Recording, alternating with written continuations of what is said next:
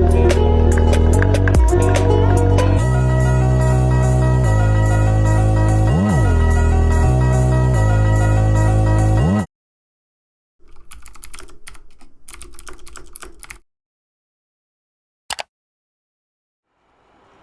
y'all doing? This is Earvin, and welcome back to EV Sports Takes. Today I'll be giving 2022 NFL predictions for the playoffs and which team I think will win each division, and I'll give records as well. Starting off with the AFC West, I have the Kansas City Chiefs winning their division, coming in at 13-4.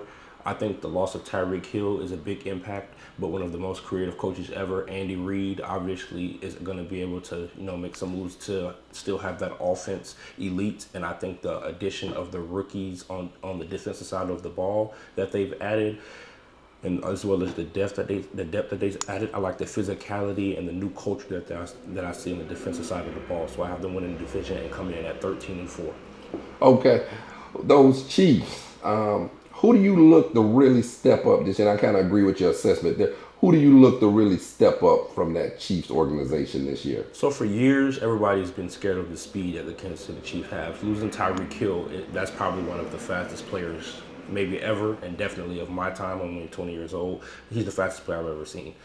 But McCole Hardman, he's probably just a step behind him. He's going to step into that role. Everybody know Andy Reid love his speedsters. I think he steps into that role, gets more touches, gets more catches, and he has a breakout year this year.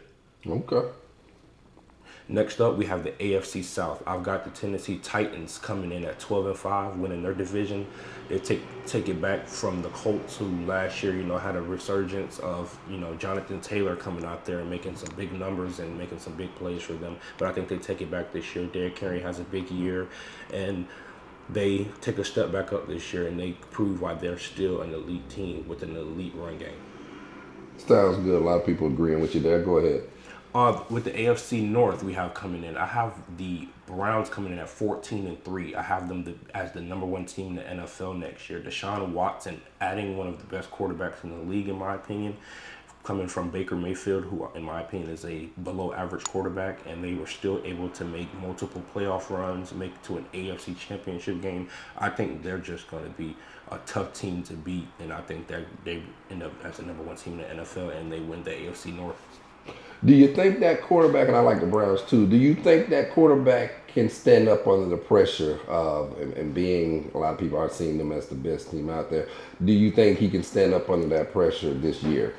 Well, I've seen him stand up under pressure multiple times. We've seen him stand up multiple times, even from his days in Clemson, beating one of the better Alabama teams.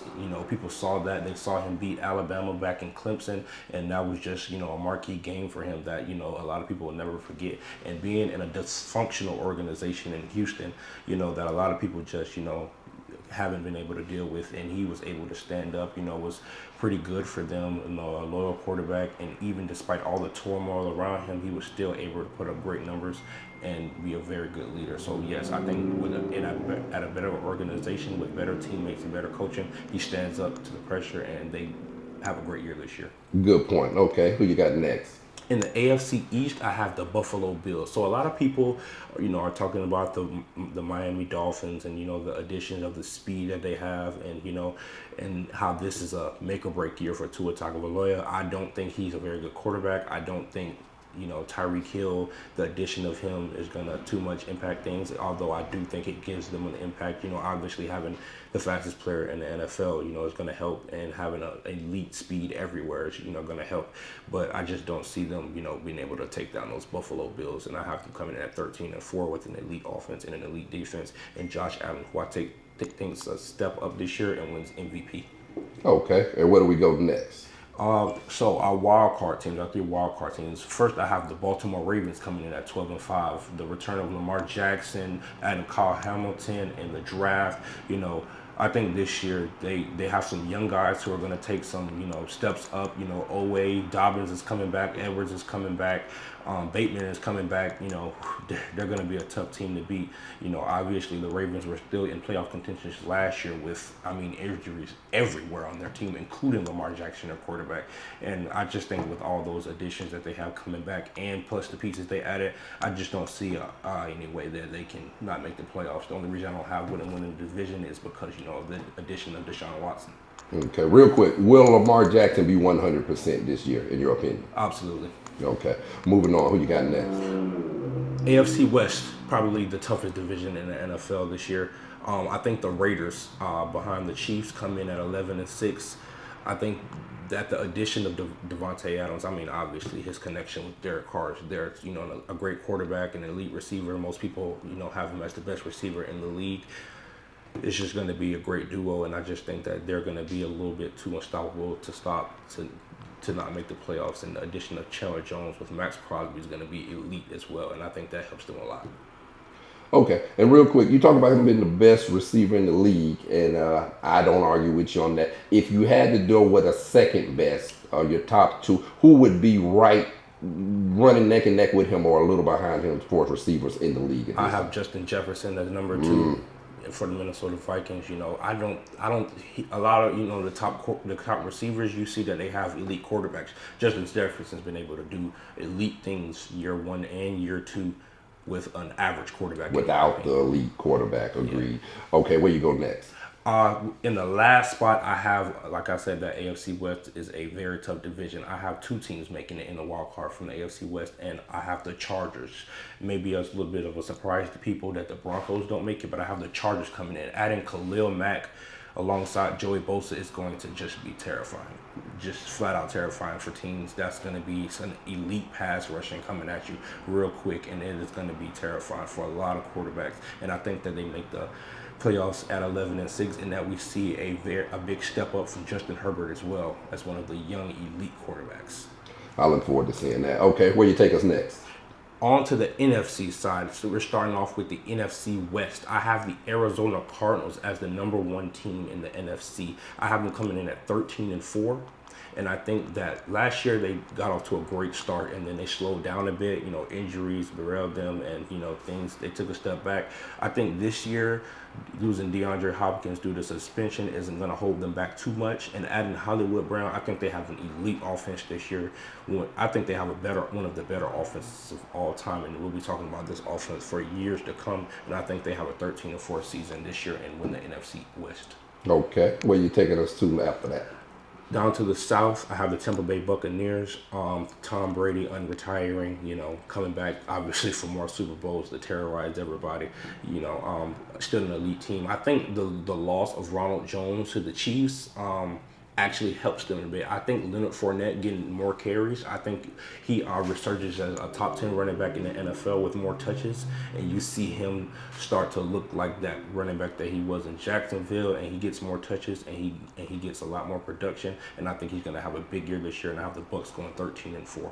Okay, and I agree with most of all that. Quick, before you jump next, though, quick question. Brady, some people have asked, is he getting too old? Do you think he's getting too old? We're not going to get the Tom Brady that we're used to, or do you believe that he has still got it and we see at least one more year of eliteness out of him?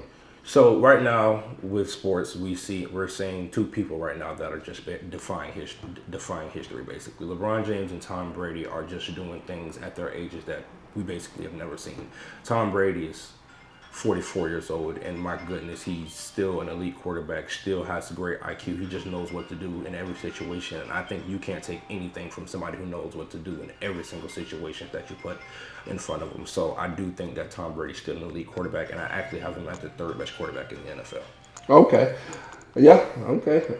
Nice argument. I definitely can't disagree with that. All right, where do we go next? We're going to go down to the NFC North. I have the Green Bay Packers. Obviously, they're in a weak division, so they're not going to need too much to win this division. I have them going 11-6. Losing Devontae Adams is going to be a step back. And then, not taking a receiver in the draft until round two, when there was a lot of elite receivers that you could have traded down for. Aaron Rodgers probably isn't too happy with that. But, I think they're still a pretty good team with an elite defense. That you can't forget about that defense, although, the offense will take a step back this year. Nobody's debating that. Losing Devontae Adams is going to, push you back a step. But I still think they're a great team, and I have them going 11-6 and winning the North. Okay. Let's go next. To the NFC East, I have the Philadelphia Eagles. That may be a shocker to some people. The Cowboys lose Amari Cooper. I think CD Lamb takes a step up this year. Obviously being the star receiver now. But I just see the Philadelphia Eagles being a tough team. The addition of AJ Brown is going to be big for them. This last year, I didn't see too much of separation from receivers. I saw an elite run game, but now adding AJ Brown is going to be a great addition for them, and I think that they make the playoffs and win the East at 10-7.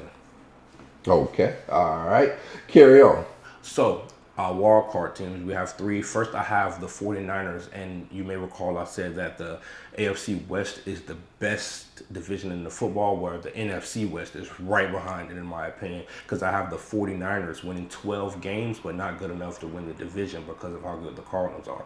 So, I have the 49ers, lost in the conference championship game last year, but still, in my opinion, one of the best coaches that you'll ever find in Mr. Shanahan.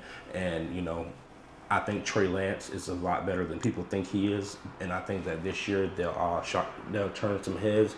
But I do think they take just a slight step back due to increased competition, not necessarily because of decrease in them.